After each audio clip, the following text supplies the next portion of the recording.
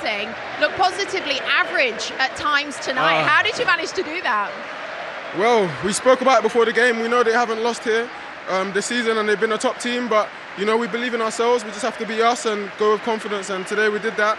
Everyone was top. Anyone could have got this, and yeah, I'm really proud of all the boys today. Was that a bit of a pressure penalty just at that moment in the game? How important was it that you buried that? It was important, yeah, but I didn't really feel the pressure. I was confident, so yeah. What's it like for you having Martin Odegaard back? Because that link-up play down the right-hand side, does he enable your game? Yeah, he's an unbelievable player, and the day he returned, there was a big smile on my face, and you can see the chemistry we have, how much I enjoy playing with him. So I'm happy he's back, and I hope he stays fit for the rest of the season.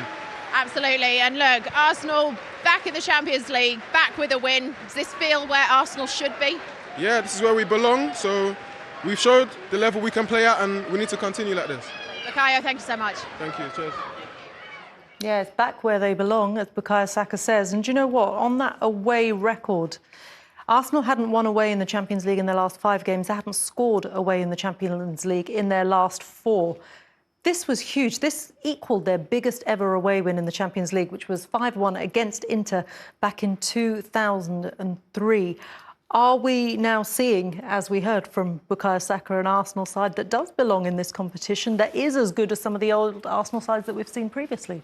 Well, they're building, aren't they? And they're certainly building their reputation. I just feel that at the moment, I mean, we talked to Saka there, talked about belief, and there were occasions this season when you thought, OK, the world was against them a little bit. They kept that belief.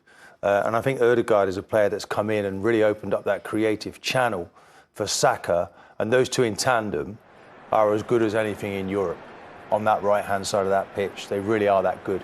So long may that continue. It's one performance, one result, and they've got to take that forward now for the rest of this to try to qualify for the next stages of the Champions League.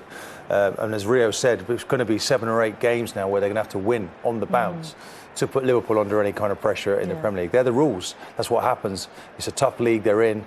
They have to keep winning, but tonight will be a tremendous boost for their confidence. We've talking about, and rightly so, about how much this team missed Odegaard.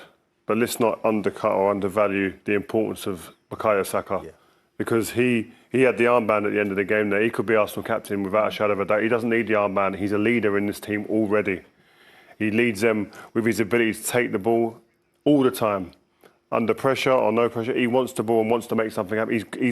His goals return, his goals and assists, consistency is through the roof.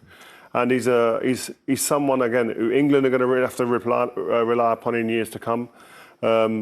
But here at Arsenal, he's just like the whole place is built for him. He has carried the club for a number of years, by the way.